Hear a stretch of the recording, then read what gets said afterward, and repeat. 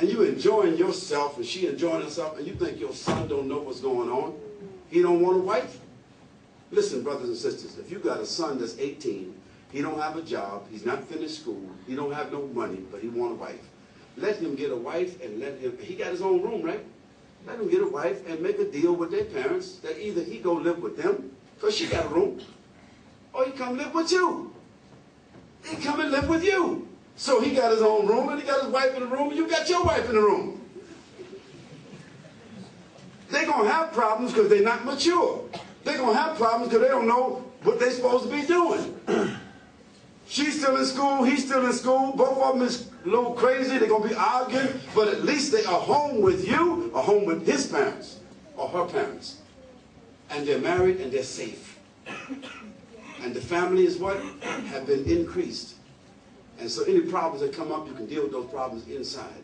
Why are you going to wait for him to get an apartment, graduate from school? You want her to also graduate. So it's going 4 years, 5 years, 6 years, he got to get an apartment, he got to get a house, then you got all this cultural stuff, he got to get 20,000 pounds, he got to this, he got to that, he got to get a car, he got to buy the furniture. I mean, when he started thinking about all that, he said, look, hold it, I better marry me a non-Muslim.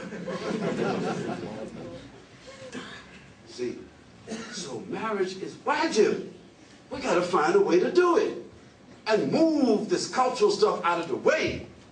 Move it out of the way and get your sons and daughters married. Next, the Prophet ﷺ said about the prospect of marriage. He said, what should we look like? What should we look for in marriage? What should we look for? We should look for beauty, social status, character, and deen. The Prophet ﷺ said, you can marry for 3 things. Beauty, meaning or on the part of the woman, or that the man is handsome. You see? Social status, prestige, class, upbringing, character or deen. That means she got good character. Akhlaq means akhlaq comes from the awareness of deen, religion. She's been trained well. Okay. The Prophet ﷺ said the best one is character and deen. Why? Because when the beauty fades, and it could fade right away. You marry a sister, she could be beautiful and get in a car accident tomorrow. She's finished. What you gonna do now? You're all messed up. You want to be loyal, but you know how she's looking. Same thing with the brother. He's handsome, nice looking brother. But he catch some kind of disease and get messed up. He all wrinkled up, messed up, lost all his teeth, hair fall out. You still love him, you care for the brother, but you don't really want to be with him. But you're trying to be loyal. That could fade. Plus they get old. You get old, she gets old. It fades. You marry somebody with social class. The brother, he graduated from Oxford. He's a barrister. He's an engineer.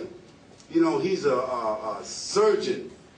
You know, he's a this, he's a that, and he got good earning capital to come from a good family, so forth and so on.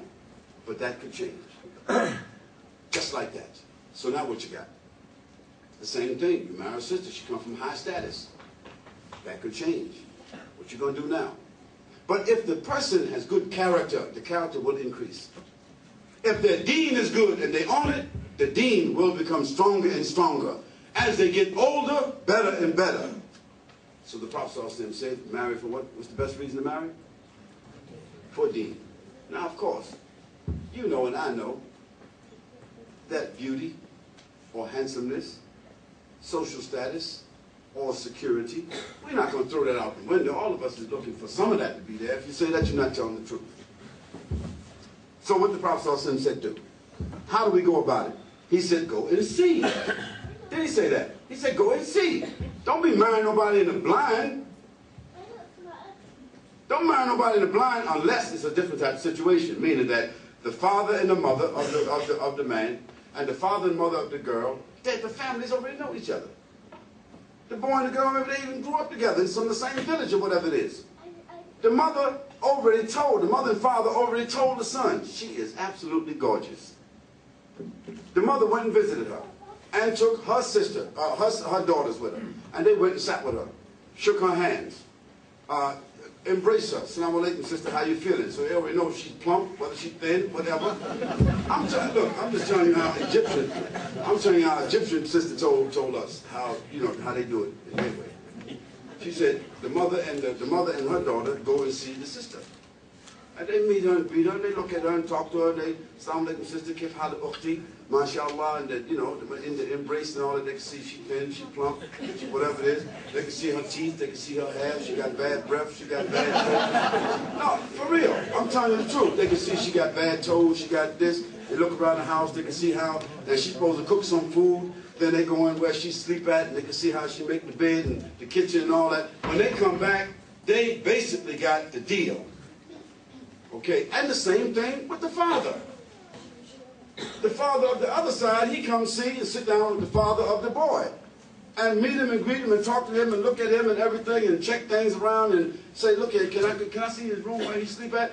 You know, can I check this out? He got good grades, and look at him, check and look. So when they come back together, they talk to each other. They say, no, son, she's not the one. And if your mother and your sister both tell you, and they know you, she's not the one, and you never saw her, chances are, if you trust your mother and your sister and your family, you will not pursue that situation. Is it right or wrong?